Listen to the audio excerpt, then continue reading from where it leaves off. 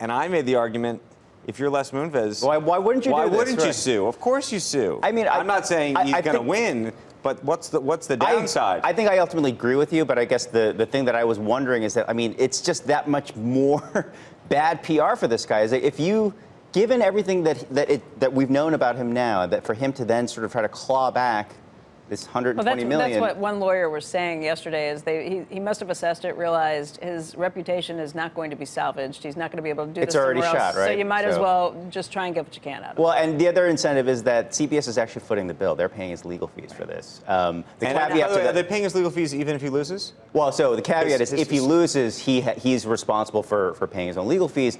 Up until then, though, CBS is still paying it. But CBS may want this to go away even more than he does, so they may pay him I think the PR calculation, though, on that side is if you're CBS, you're like, you know what?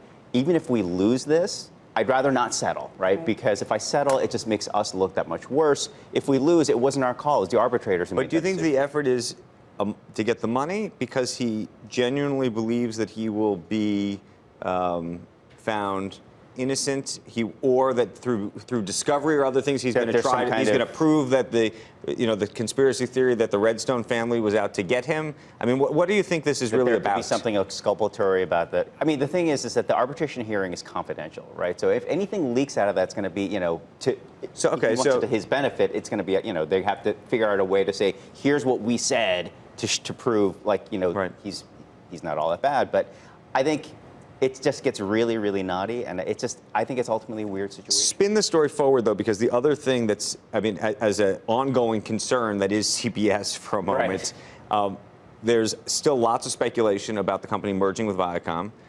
I think you reported and others have suggested that the CEO search, or the permanent CEO search, seems to almost be on hold as everything else takes place. It's in tandem with the idea being slow-walked. Looking at a Viacom merger, right? So as you're evaluating CEOs, you're looking at them and saying, hey, what do you think about a Viacom merger? How would that work? Does it make sense? What's the best way that could happen? So that's what you're evaluating. It isn't simply that, can you run this company? Can you run a combined company?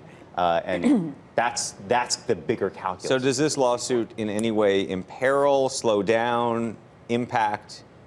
I think it's a sideshow. It doesn't matter for what's ultimately going to happen with CBS, which is there's going to be some corporate action. It has to get bigger. It's still the most watched network. It's still going strong. It has NFL, Super Bowl. They've got it for this year. So they're going to have strong numbers. But in 18 months, it's going to be a much, much more difficult picture for them. And for NFL renewals, which are going to come up in 2020, 2021 for the Monday and Sunday, they may not have the pockets to renew or to get as many games as they had before. Everyone may not have the pockets if Amazon or Google or somebody else shows up. So that's the big question mark, right? Do they come in heavy and say we're going to spend that much more to get it? The NFL, by every estimation, they want to be on broadcast. They want to be on regular TV because it's a distribution issue for them. They need reach.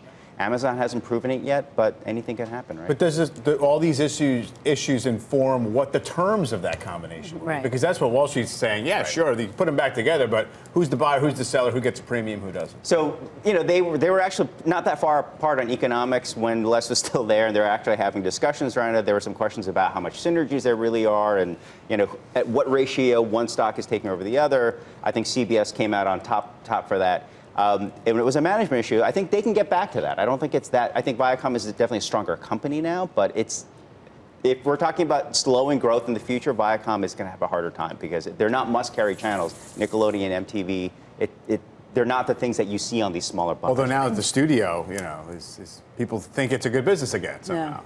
It's a good business because they're getting smarter about production. They're producing more stuff, not just for film, but for TV. Yeah. So they're doing stuff for streaming services as well, and they're making success out of that. I just reread the entire take on what happened when Fox really got into the NFL and stole Sunday night. Big oral history around which was amazing. If you think about how important that was for Fox, and you try and put that in context of today for an Amazon or a Google or somebody else getting in, and how just important sports has become, and how much bigger for every that number could get. The whole economics of television is built on that.